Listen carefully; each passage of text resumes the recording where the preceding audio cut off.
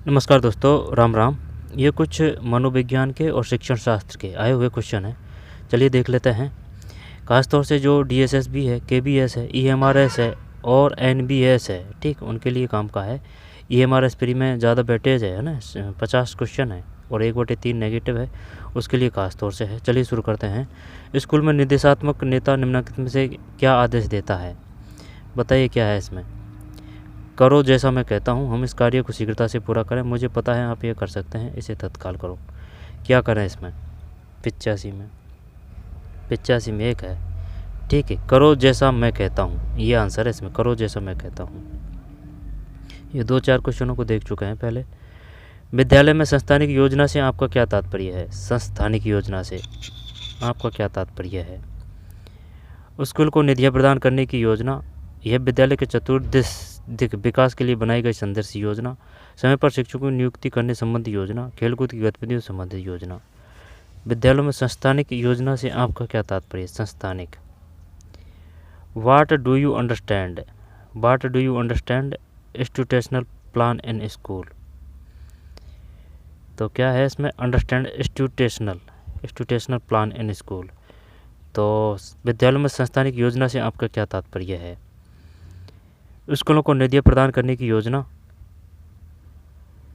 यह विद्यालय के चतुर्दिक विकास के लिए बनाई गई संदर्श योजना है, समय पर शिक्षकों की नियुक्ति करने संबंधी योजना है, खेलकूद गतिविधि संबंधी योजना है। 2 आना चाहिए भाई इसमें। यह विद्यालय के चतुर्दिक विकास के लिए बनाई गई संदर्श योजना है। 2, it is a perfect plan for all round development of school, यही होना चाहिए। इसने भी 2 किया है, 86 में 2 है, ठीक है। यह विद्यालय के चतुर्दिक विकास के लिए बनाई गई संदर्शी योजना है।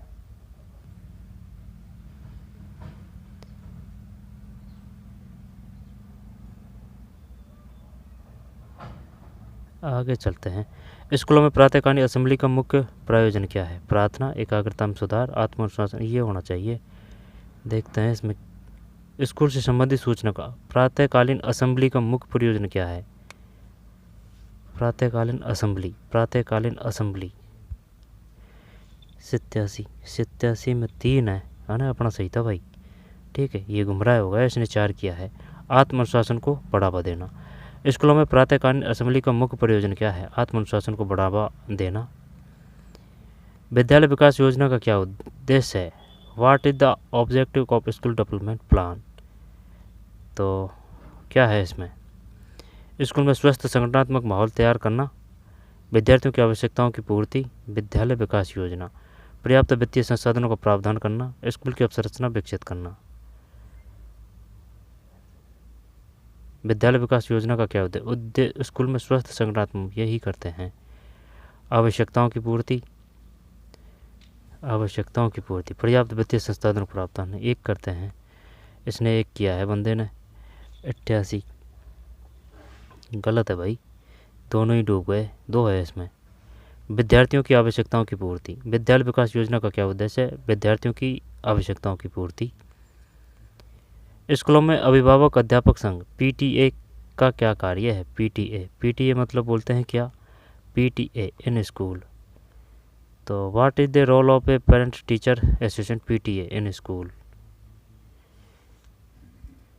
आंसर देखते हैं। PTA का क्या कार्य है ना? अभिभावक संघ आ रहा है ना, तो निधियाँ जुटाना, निधियाँ किसे कहते हैं? मोबिलाइजेशन, इंग्लिश कमज़ोर है भाई, एडजस्ट कर लेना ना। Mobilisation of fund, participatory approach, social service, fault funding with school. स्कूलों में अभिभावक अध्यापक संघ PTA का क्या कार्य है? अभिभावक अध्यापक संघ, तो समाज सेवा, स्कूल का क्षेत्रान्वेषण, ये तो नहीं आएगा। निधियाँ सहभाग 2 करते हैं, दिखाना क्या आता है इसमें। 89 में 2 सही है, ठीक। सहभागी उपागम। पड़ोस स्थित विद्यालयों में संयुग्मन का क्या लाभ है? पड़ोस स्थित विद्यालयों के संयुग्मन मतलब बताइए भाई, क्या करें इसमें? पड़ोस स्थित विद्यालयों के संयुग्मन का क्या लाभ है? संयुग्मन, तो संयुग्मन what advantage of a neighbourhood school, neighbourhood किसको बोलते हैं? पड़ोसी को बोलते हैं। सहयुग्म का क्या लाभ है? तो यानी कि पास पास अगर स्कूल है तो उनका क्या फ़ायदा है? पड़ोस स्थित विद्यालयों के सहयुग्मन का क्या लाभ है? खेलकूद कार्यक्रमों का आयोजन, अध्यापक शिक्षक प्रशिक्षण कार्यक्रमों का संचालन, सामान्य कार्यकलापों का आयोजन, संसाधनों की साझेदारी और ज्ञान विनिमय, यही करते हैं, है ना। अगर जैसे कि पास पास स्कूल है तो उसका सबसे बेस्ट फ़ायदा यही तो होगा, संसाधनों की साझेदारी, ज्ञान विनिमय है। पहले भी इसी प्रकार का क्वेश्चन आ चुका है। देखते हैं 90 में 4 सही है। शिक्षा का मुख्य प्रयोजन है, शिक्षा का प्रयोजन। और एक बात देखिए अपन, है ना, जैसे कि ये है ना, कौन सा, चाहे वो पीजीटी का हो, ठीक है, चाहे वो टीजीटी का हो, ये जो केबीएस के हैं, है ना, चाहे वो ईएमआरएस के हैं, उनमें जो ये जो लेवल है ना क्वेश्चनों का, वो सेम ही है, ठीक है, ज़्यादा अंतर नहीं है। होने को तो है लेकिन इतना अंतर नहीं है, ठीक है। मनोविज्ञान लगभग सेम सी है। शिक्षा का प्रमुख प्रयोजन है स्वरूप रूपांतरण, माहौल की संचेतना, आजीविका अर्जित करना। शिक्षा का प्रमुख प्रयोजन ज्ञान प्राप्त यही करते हैं, ज्ञान प्राप्त। 4 91 में, ये तो लेट होगा भाई। 91 में 1 है, 91 में 1 का मतलब है स्वरूपांतरण। स्वरूपांतरण मतलब सेल्फ ट्रांसफॉर्मेशन। सही, मैंने ध्यान नहीं दिया भाई। शिक्षा का मुख्य प्रयोजन है, the main purpose of education is, स्वरूपांतरण, ठीक है, सेल्फ ट्रांसफॉर्मेशन। ये और भी है, होने को तो सब सही है, लेकिन मुख्य की ये बात है तो ये है। आगे चलते हैं, स्वरूपांतरण। ये 5 3 3 4 है, 5 3 3 4 है ना, 5 3। बाल वाटिका वो है जो इसमें ही है। ये 3 का मतलब है 6 7 8, ये 3 का मतलब है 9 10 11, और ये 4 का मतलब है 12वीं प्लस भी है। राष्ट्रीय शिक्षा नीति 2020 के अनुसार नई पाठ्यचर्या का क्या अभिकल्प है? 5 3 3 4, 5 3 3 4 2, इसका भी सही है। 92 में 2 है। राष्ट्रीय शिक्षा नीति 2020 में प्राथमिक शिक्षा के संदर्भ में मुख्यतः किस बात पर बल दिया गया है? सभी ग्रामीण क्षेत्रों में प्राथमिक विद्यालयों की स्थापना, वर्ष 2025 तक निःशुल्क प्रारंभिक शिक्षा का लक्ष्य प्राप्त करना, वर्ष 2030 तक किस बात पर बल दिया गया है? 2030 तक प्रक्रियात्मक साक्षरता संख्या ज्ञान के लक्ष्य को प्राप्त करना, वर्ष 2025 तक बुनियादी साक्षरता संख्या ज्ञान का लक्ष्य प्राप्त करना। देखते हैं इसमें क्या है। 93 में 4 है, ये है 4। वर्ष 2025 तक बुनियादी साक्षरता और संख्या ज्ञान का लक्ष्य प्राप्त करना, वर्ष 2025 तक निःशुल्क प्रारंभिक शिक्षा का लक्ष्य प्राप्त करना। 2025 तक ये नहीं है, ये फंसारा है। वर्ष 2025 तक बुनियादी शिक्षा की पहल किसने की थी? गांधी जी ने, ठीक है। यानी कि 1 से 5 तक बच्चे जो अपनी मातृभाषा है ना, वो भी ऑप्शन आएगा, उनमें भी शिक्षा ग्रहण कर सकते हैं। ये नहीं कि आप इंग्लिश मीडियम ही पढ़ें, जैसे कि कहीं जा रहे हो, कहीं कर रहे हो, कहाँ जा रहे हो, है ना, खुद की लोकल भाषा। क्योंकि बच्चा क्या जाने 0 से 5 बड़ा, वो तो अपनी जो परिवार से जो सीखा है वही तो सीखेगा। और उसको स्कूल में मिल जाता है अलग सिस्टम, तो फिर वो अध्ययन कैसे आगे बढ़ा पाएगा? और अगर उसको वही वर्ड, वही शब्द, वही भाषा अगर मिल जाए तो बच्चा को बहुत आसानी होती है। वर्ष 2025 तक बुनियादी साक्षरता और संख्या ज्ञान का लक्ष्य प्राप्त करना, सही है ये, बुनियादी साक्षरता और संख्या ज्ञान का लक्ष्य प्राप्त करना। और एक और आता है वो 2030 का भी, और एक आता है, ठीक है। राष्ट्रीय पाठ्यचर्या रूपरेखा 2005 में मुख्यतः किस बात पर बल दिया गया है? 2005 में तो ज्ञान को जीवन से जोड़ना, यही करें क्या? श्रव्य दृश्य उपकरण आधारित शिक्षण, सूचना संचार प्रौद्योगिकी का उपयोग, ज्ञान को जीवन से जोड़ना, यही करते हैं। देखते हैं कौन सा है। 94 में 2 है, ज्ञान को जीवन से जोड़ना, ठीक है। 2005 की बात है। और जो 2009 है वो कब लागू हुआ था? 1 अप्रैल 2010 में लागू हुआ था। और जो जनजाति क्षेत्र है उनमें जो शिक्षकों और छात्रों का जो अनुपात है वो कितना रहेगा? वो रहेगा 25:1। आई बात समझ, ध्यान देना इस पर। 25:1 है जनजाति जो क्षेत्र है, ठीक है, पिछड़े क्षेत्र है, वहाँ 25:1 रहेगा शिक्षकों का जो औसत है। और वैसे कितना है? वैसे है शायद 35:1, है ना, ये 35:1 है। आगे चलते हैं।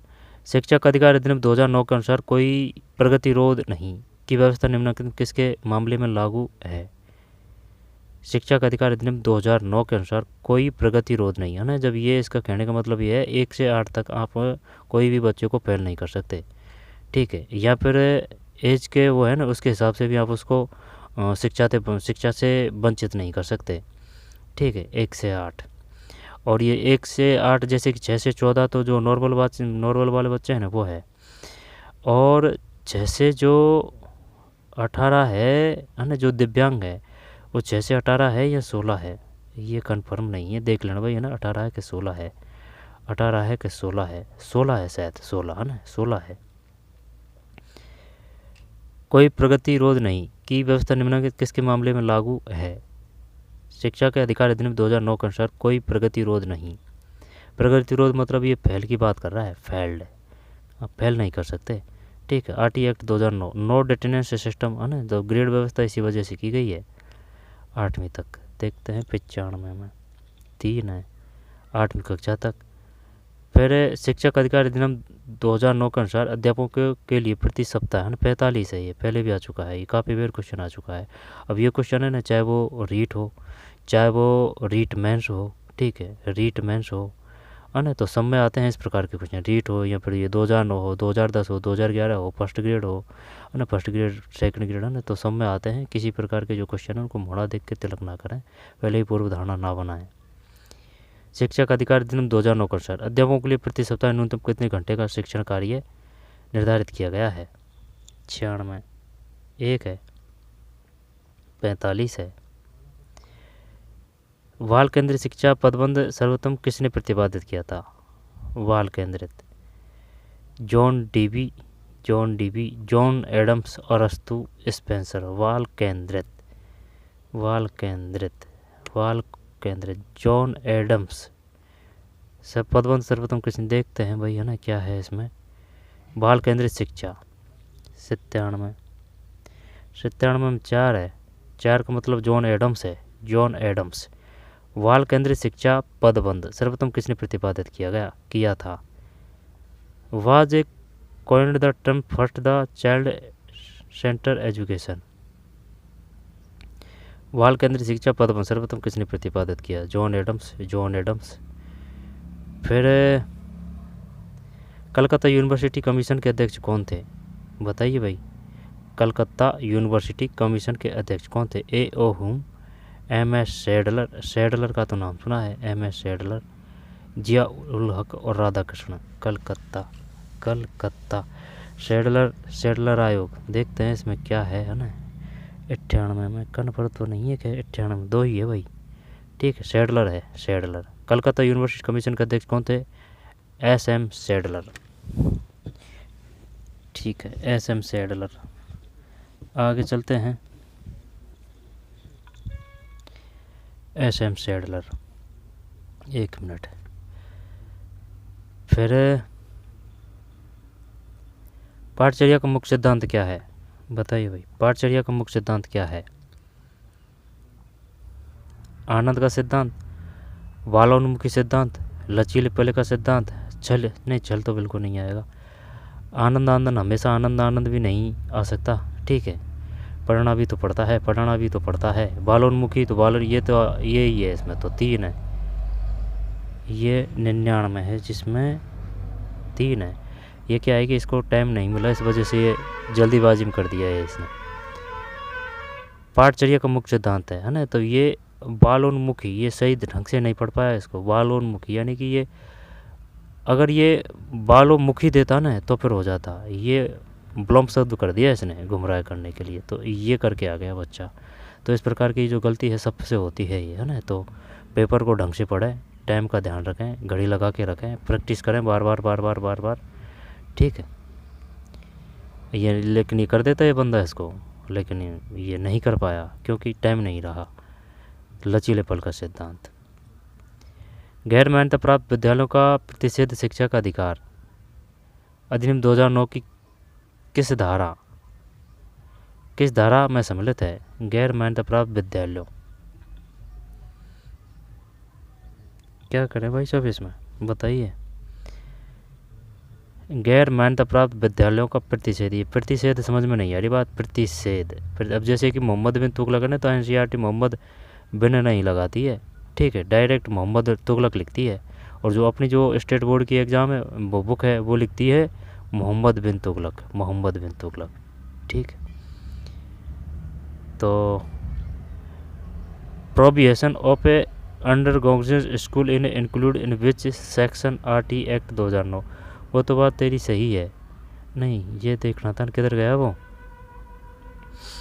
प्रतिषेध देखना था, प्रतिषेध शिक्षक अधिकार अधिनियम। Prohibition of a ungraduate school in include in which section of RT act 2009, तो ये धारा 19, गैर मान्यता प्राप्त विद्यालयों प्रतिषेध शिक्षा अधिकार दोनों किस धारा में सम्मिलित है।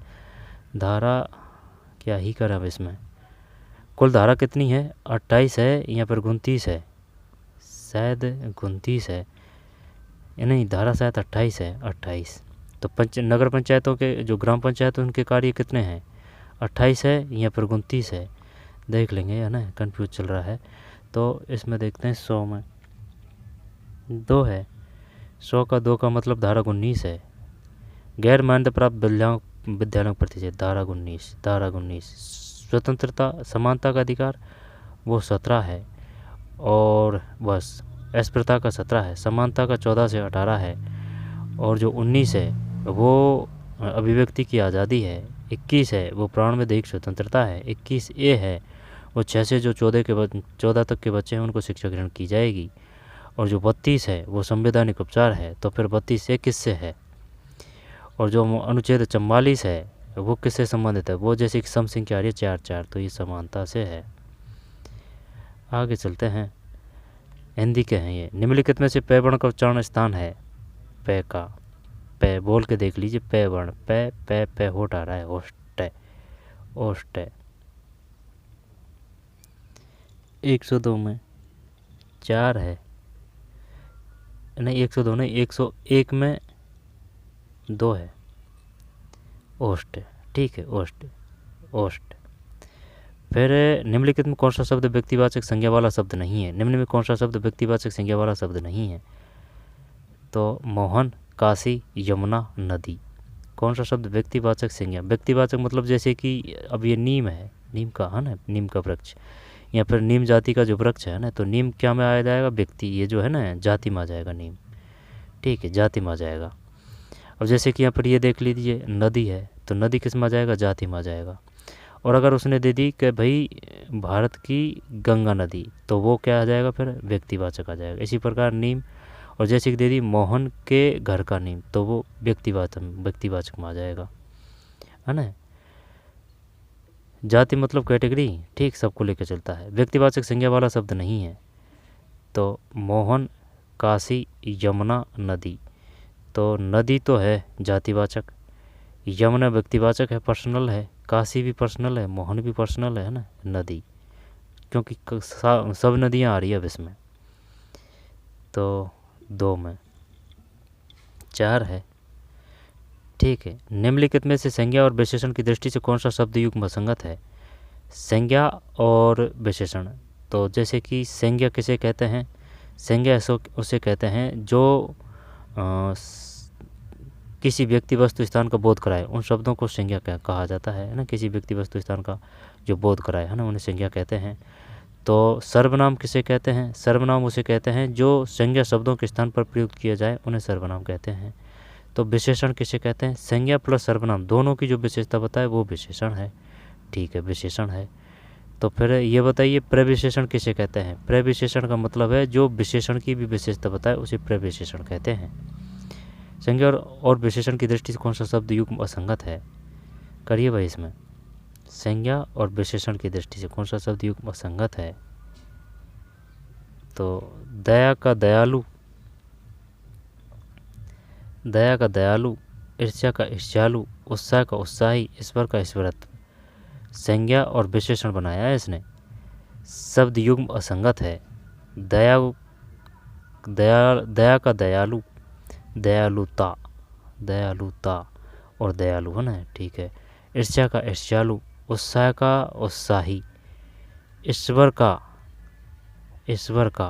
ईश्वर का, ईश्वर का पता नहीं है भाई, ये नहीं आ रहा है। क्या 4 करें इसमें?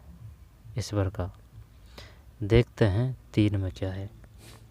3 में 103, 4 ही है। ठीक, ईश्वर ईश्वरत्व है, दया दयालु, ईर्ष्या ईर्ष्यालु, उत्साह उत्साही। निम्नलिखित में बहुवचन की दृष्टि से कौन सा युग्म सही नहीं है? बहुवचन की दृष्टि से कौन सा युग्म सही नहीं है? तो बकरी बकरियां है। ठीक है, बकरियां, बकरी का बकरियां, पहाड़ी को पहाड़ियां, गड्ढा का गड्ढे, पक्षी का पक्षी का पक्षी का है ना, बकरी का बकरियां, इसमें कोई दिक्कत नहीं। पहाड़ी का पहाड़ियां, ये भी सही है। गड्ढा का गड्ढे, ये भी सही लग रहा है। पक्षी का तो फिर क्या आएगा? पक्षी का पक्षियों, पक्षियों, हाँ यही आना चाहिए। 4 देखते हैं इसमें, 4 में 4 ही है। ठीक है, पक्षी का पक्षियों आएगा, यों। ठीक है, यों आएगा। तो बकरी का बकरियां, पहाड़ी का पहाड़ियां, गड्ढा का गड्ढे। सूरज के पर्यायवाची शब्द हैं, सूरज के सविता, अर्क, हाटक, सतीश। अर्क, अर्क वैसे चांदी को भी बोला जाता है, अर्क। बताइए भाई क्या करें इसमें? सूरज के पर्यायवाची शब्द हैं। रवि तो पक्का है, तो रवि पक्का है तो 1 ले लेते हैं। अब 1 अगर लें तो ठीक है, 1 ले लिया। 1 के बाद में फिर सविता, सविता तो उसका है अर्क, हाटक और सतीश। समझ में नहीं आ रही है क्या इसमें? रवि तो सही है लेकिन सविता कर दें? आंसर देखते हैं। इसने तो 1 किया है, 105 में 4 है, 105 में 4 है भाई। 4 का मतलब हो जाएगा ये है, ए बी सी सही है, ए बी और सी। सूरज के पर्यायवाची शब्द हैं रवि। ये सविता ने ना दिमाग ख़राब कर दिया, सविता। ये सिर्फ इस प्रकार से लग रहा था कि भाई ये तो कोई नदी का होगा, पवन का होगा, यहाँ पर आग का होगा और यहाँ पर कुछ और का होगा, क्योंकि स्त्रीवाचक शब्द सा लग रहा है। तो सविता है। ठीक है, तो रवि, सविता और अर्क। आटक और सतीश नहीं है, आटक और सतीश नहीं है। रवि, सविता, अर्क। रवि, सविता, अर्क है। बढ़िया क्वेश्चन है। रवि, सविता, अर्क। रवि, सविता, अर्क। निम्नलिखित में से असंगत विलोमार्थी शब्द युग्म है। तो फायदा का नुकसान हो गया, बलवान का मजबूत हो गया, बलवान का कमज़ोर होगा। ज़्यादा का कम है तो बंद का खुला है ना, यही लग होना चाहिए। ये कौन सा है? 2। इसने 2 किया है। 106 में 106 में 2 है। ठीक, बलवान का कमज़ोर होगा, ज़्यादा का नुकसान, ज़्यादा का नुकसान, ये फायदा का नुकसान, फायदा का नुकसान, ज़्यादा का कम, बंद का खुला। निम्नलिखित में से स्त्रीलिंग शब्द है, स्त्रीलिंग शब्द है। इसका तो सीधा जुगाड़ ये है ना, लास्ट में होता यहाँ पर होती लगा के देख लीजिए, प्रयोग करके देख लीजिए, एकदम सटीक और सही आंसर आएगा, चाहे वो किसी भी स्तर की एग्ज़ाम हो। जैसे कि रिक्शा होता है, हाँ रिक्शा होता है, तो ये पुल्लिंग है। ऊँट होता है, हाँ हाँ होता है, तो ये भी ऊँट वो पुल्लिंग है। भैंस होता है, नहीं भैंस होता नहीं, भैंस होती है ना, तो ये है स्त्रीलिंग। ट्रक होता है तो भैंस है इसमें। 107 में 3 है। ठीक है, निम्नलिखित में किस वाक्य में अकर्मक क्रिया नहीं है? अकर्मक क्रिया, अकर्मक क्रिया जैसे कि भाई जिसमें कर्म नहीं होता। ठीक है, यहाँ पर जिसके जो वाक्य हैं वो ज़्यादातर बड़े होंगे, लेकिन इसी प्रकार से सभी क्वेश्चन नहीं होते हैं। यहाँ पर जैसे कि अकर्मक क्रिया है तो जो उसका जो जोर पड़ेगा ना, वो किस पे पड़ेगा? जैसे कि वाक्य है, अब वाक्य में जैसे कि मोहन खाना खा रहा है। ठीक है, मोहन खाना खा रहा है, तो कौन खाना खा रहा है? ठीक है, अगर इस प्रकार का फर्क पड़ रहा है ना, तो वो तो आ जाएगी कौन सी? सकर्मक। ये बैठ ही नहीं है, ये पढ़ ली करवा, लेकिन सही नहीं बैठी है। जैसे सकर्मक और अकर्मक है, कभी कभी ये जो नियम है उनसे भी नहीं पड़ता है अंतर, कि भाई जो उसका जैसे कि प्रश्नवाचक चिन्ह लगा के देख लीजिए, अगर आंसर आ रहा है तो वो सकर्मक है, अगर आंसर सदा सीधा और डायरेक्ट नहीं आ रहा है तो वो अकर्मक है। ठीक है, सकर्मक अकर्मक। एक तो ये तरीका है, और एक ये मोटा से इस प्रकार से भाई ज़्यादातर जो बड़ा शब्द होगा, और इस प्रकार से भी नहीं हो तो भाई कि अगर जिसमें कर्म है तो वो सकर्मक, अगर कर्म नहीं है तो वो अकर्मक। जैसे कि मोहन गया, अब इसमें कौन सी है? और मोहन रोटी खाता है या मोहन खाना खाता है? बताइए। ये हल्के बड़े वो नहीं है, खूब बढ़िया बड़े वो है, इसमें खूब दिमाग फंस जाता है। अकर्मक क्रिया नहीं है तो करते हैं तो खाना गलत हो जाएगा तो कोशिश तो करते हैं। अकर्मक क्रिया नहीं है, उल्टा सिस्टम बैठता है वो अपन ने, जैसे कि अपन ये करा है अकर्मक, तो भाई इसमें कर्म नहीं है। तो देखते हैं, अकर्मक क्रिया नहीं है। सूरजमान आता है, सरोज खाती है, राहुल काम करता है, मोहन खाएगा। जब अकर्मक क्रिया, अब इनमें जैसे कि सूरजमान आता है, सरोज है ना, कभी कभार फिर है ना ये सब नियम धरे के धरे रह जाते हैं, तो फिर समझ के आधार पे करना पड़ता है कि भाई तीनों में से कौन सा अलग रखता है। जैसे कि सूरजमान आता है, सरोज खाती है, राहुल काम करता है, लेकिन मोहन खाएगा, तो ये अलग ही लग रहा है। तो यही करने की कोशिश करते हैं इसमें। 4 में दिखाने क्या मानता है ये? 108 में 108 में 108 में 3 है। इस बंदे का सही है भाई, अपना गलत है। अकर्मक क्रिया नहीं है, अकर्मक क्रिया नहीं है। सूरजभान आता है, सरोज खाती है, मोहन खाएगा, राहुल काम करता है। अकर्मक क्रिया नहीं है, अकर्मक क्रिया नहीं है। जब इसमें पता कैसे चलेगा कि भाई इसमें अकर्मक है या फिर सकर्मक है? राहुल काम करता है, राहुल काम करता है। हाँ, ये अलग ही दे रखा है इसने, है ना। जैसे कि वो आंसर लगा के देखते हैं ना कि भाई आंसर आ रहा है, तो वो सकर्मक का आंसर नहीं आ रहा है, देख लेना भाई, है ना, खुद से कर लेना, अपने अपने का अपन पे नहीं बैठ रहा है ये। अकर्मक क्रिया नहीं है। जब सूरजमान आता है, सरोज खाती है, मोहन खाएगा, राहुल काम करता है। कौन काम करता है? राहुल। तो खाती है सरोज, कौन खाती है? तो ये बैठ नहीं रहा है। आता है, कौन आता है? सूरजमान। मोहन खाएगा, क्योंकि ये जो प्रश्नवाचक चिन्ह है ना, इनका लगाते समय विशेष ध्यान रखना है। ये नहीं कि चार सही लगा के और उसका आप आंसर लिया है ना, उसका सही तरीका होना चाहिए कि भाई इस प्रकार से प्रयोग करेंगे तब आंसर आ रहा है, नहीं आ रहा है।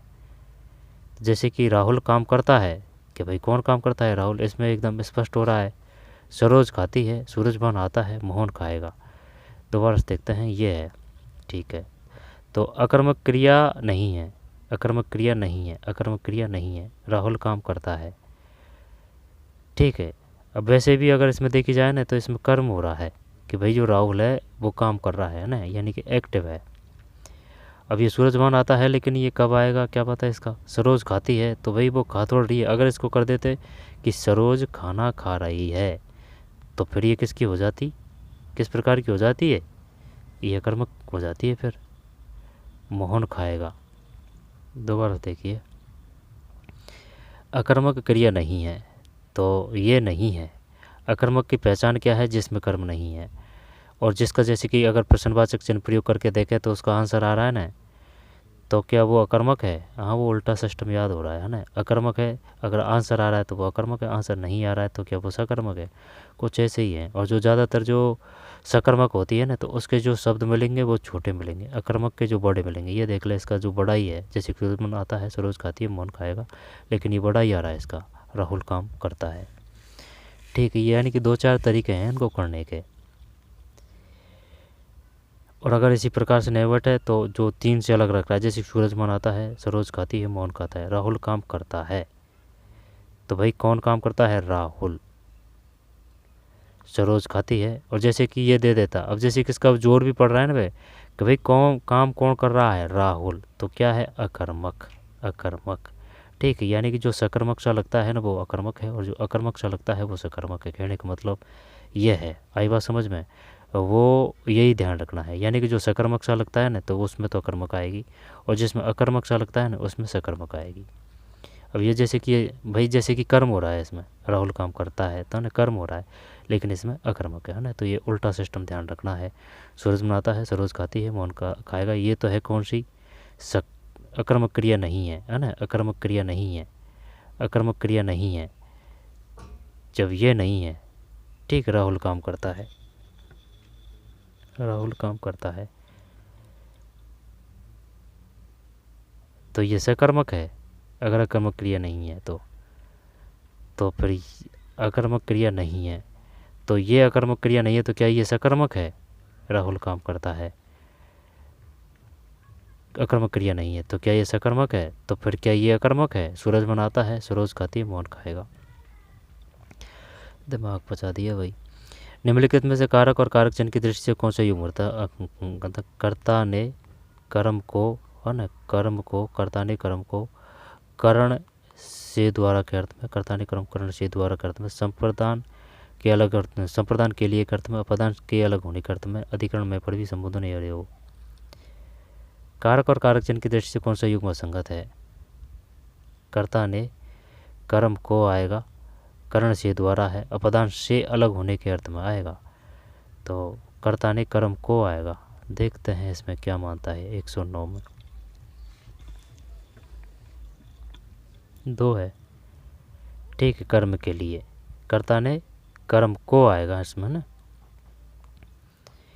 और कर्ण से द्वारा के अर्थ में, अपदान से अलग होने के अर्थ में, संप्रदान के लिए के अर्थ में।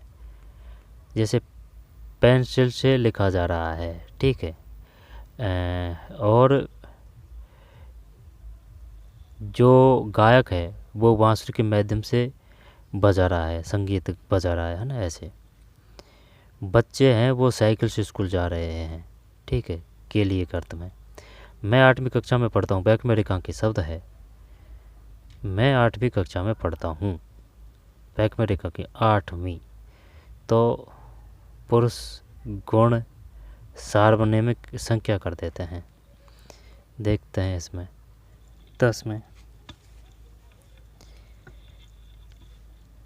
में 2 है। मैं 8वीं कक्षा में पढ़ता हूँ, संख्यावाचक विशेषण। फिर सचमुच बहुत डरी चूहिया से, चूहिया से सच बहुत डरी मैं, सचमुच बहुत डरी चूहिया से सच बहुत डरी मैं, घड़ी देखकर चूहिया को मैं, लगी कांपने घड़ी घड़ी में। झिलमिल 2 के किस वाक्य के लिए लिया गया है? बताइए क्या करें इसमें। नहीं, ये अपने काम के नहीं है, ये क्वेश्चन नहीं आएंगे। व्याकरण के, शिक्षण विधि के, मनोविज्ञान के और एनसीई के, है ना, नई एनईपी के, ये देखना है बस। आगे देखते हैं कोई अगर क्वेश्चन है। ये इंग्लिश भी आएगी भाई, ठीक है। Choose the word nearest meaning to the given one. Wisdom, learning, society, intelligence, क्या करें अब इसमें, पता नहीं है। फिर आगे चलते हैं, आगे चलते हैं। 3 सखियों लिली, चम्मच, जेमसिन, है ना, तो ये मैथ रीजनिंग आ गई। और देख लेते हैं, अगर क्वेश्चन हो तो कोई दिक्कत थोड़ी है। आगे चलते हैं। इस प्रकार के ये रीजनिंग के क्वेश्चन है। रोमन संख्या, पानी की हवाई मोटाई। फिर सब्जेक्ट, एक दंड चार्ट के आधार पर एक मापक बर्तन, और रुस्क इंसेट। फिर गेहूँ की रस्ट। फिर पौधों में 90%। आगे चलते हैं। थोड़ी भी भालू खुद को गर्म करने के लिए तेज चलते हैं। इनको देखते हैं। कल्पना करें कि आप, है ना, यहाँ से ले लेते हैं। गमले में लगे हुए पौधे को ज़्यादा पानी से देने से मर क्यों जाते हैं? क्योंकि पानी अम्लीय होता है, क्योंकि पानी क्षारीय होता है, क्योंकि पानी की आणविक संरचना बदल जाती है। देखते हैं 167 में। 167 में 4 है। 167 में 4 है, ठीक, क्योंकि जड़ें सांस नहीं ले पाती। और कौन सा है? निम्नलिखित पर विचार करें, दिए गए कूट की सहायता से सही उत्तर का चयन करें। 66 में 2 है। केवल सी, केवल सी का, केवल सी। 66 में 2 का मतलब उर्वरकों के अत्यधिक उपयोग से फसलों की अच्छी फसल उपज प्राप्त होती है और मिट्टी की उर्वरता भी बढ़ती है। मिट्टी की उर्वरता बनाए रखने के लिए हमें जैविक खाद के स्थान पर उर्वरकों का उपयोग करना चाहिए। तो सही उत्तर का सी। 2 फसलों के बीच में खेत को कुछ समय के लिए बिना कुछ उगाए छोड़ देना चाहिए, 2 फसलों के बीच में। कल्पना करें कि आप एक झंझा आंधी तूफान फंस गए हैं जिससे बिजली भी गिर रही है। आपने में से कौन सा कार्य सबसे पहले करेंगे? 1, 6, 9, 4, किसी खुले गैरेज में आश्रय लेना। किसी खुले गैरेज में आश्रय लेना। किसी इमारत के अंदर चले जाना। किसी बड़े पेड़ के नीचे आश्रय लेना। कार या बस से उतर जाना। किसी खुले गैरेज में आश्रय लेना। खुले गैरेज में। नीचे 2 कथन दिए गए हैं। दिए गए विकल्प में सही उत्तर का चयन करें। ध्रुवीय भालू खुद को गर्म रखने के लिए तेज चलते हैं। ध्रुवीय भालू खुद को ज़्यादा गर्म होने से बचाने के अक्सर विश्राम करते हैं। तो ये अपने काम के नहीं है ना, छोड़ते हैं इनको। ठीक है, आगे चलते हैं। भारत एक ऐसा जगह है, लेखा भेड़ बकरियां के रखने के लिए बनी जगह को कहते हैं। लेखा दीवार पत्थर चट्टानों एक दूसरे पर रखकर बनाते हैं। फायर में आग बुझाने वाला कार्य है ना, तो ये नहीं है, ये EBS वालों के है। ठीक भाई, ये प्रिंट रिस्पॉन्स शीट है। अब अगला जो क्वेश्चन है उसको देखेंगे, अगला जो पेपर है उसको। ठीक है, तो चलिए मिलते हैं कोई और वीडियो में। पढ़ते रहिए, मेहनत करते रहिए। धन्यवाद।